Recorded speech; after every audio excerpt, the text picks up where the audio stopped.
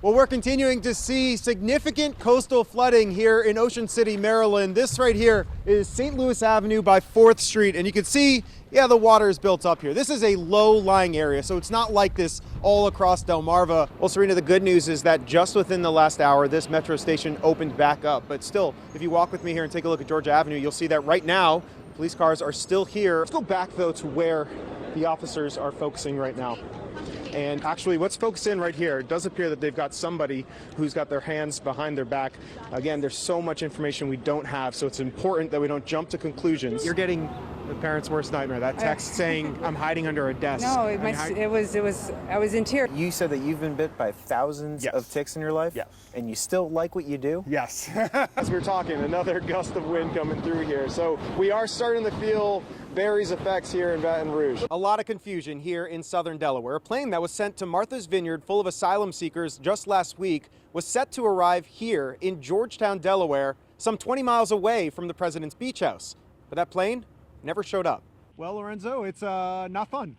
The snow has sort of turned into a lot of rain, and so it is wet, it is cold out here. The good news is that some of these roads, especially the primary roads, are improving. And outside of the suburbs, there's another interesting trend. Increasingly, people are heading to the Delaware beaches just to get away from the city. Hey, Charlotte, yeah, we've seen an influx of people trying to get a shot. Take this video right here.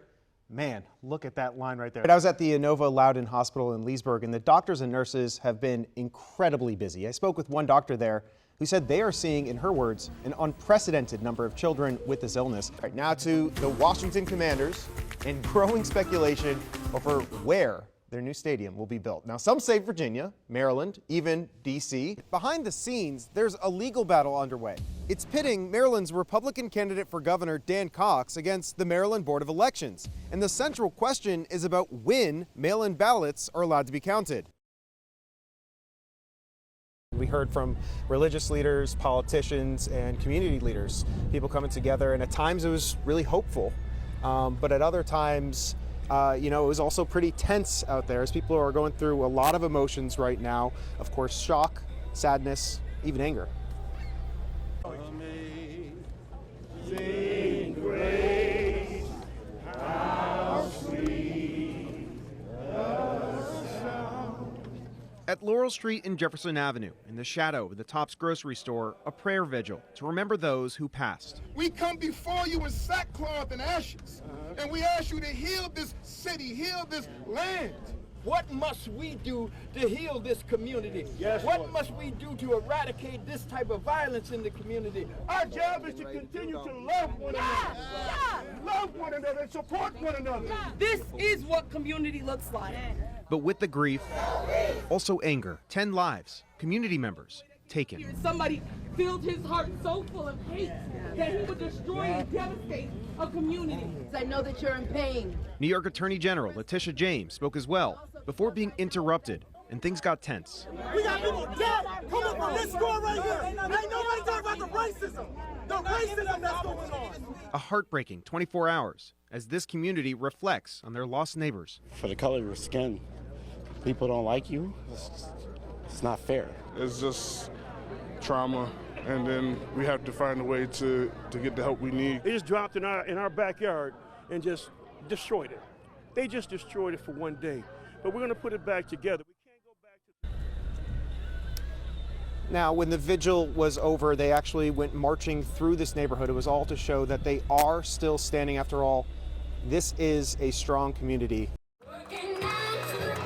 Republican challenger Yesli Vega was in Triangle, Virginia on Saturday, while Democrat incumbent Abigail Spanberger was in Woodbridge at an early voting rally, as both candidates make their case to voters in Prince William County. Spanberger, a former CIA case officer who was elected to office in 2018, pointing to her record in Congress. The legislation that has been signed into law to bring technology back home to the United States, to invest in our roads and our bridges and our infrastructure, through the bipartisan infrastructure law. Hello, fellow patriots! Meanwhile, Vega, who serves on the Prince William Board of Supervisors, was hoping to capture the message that worked so well last year, bringing Governor Glenn Youngkin into office. We started a movement here in the Commonwealth of Virginia last year where we said that parents absolutely mattered. And guess what?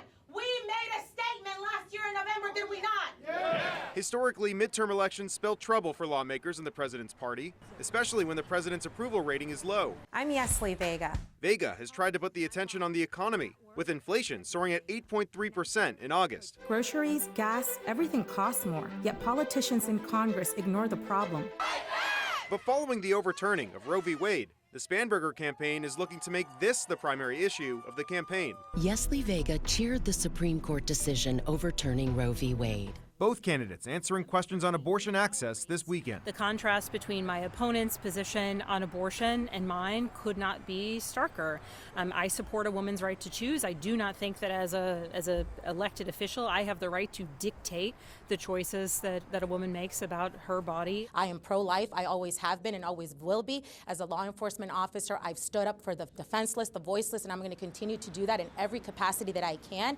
A month and a half to go before Election Day as both candidates start their sprint to the finish. We have more information about both candidates on our website, WUSA9.com.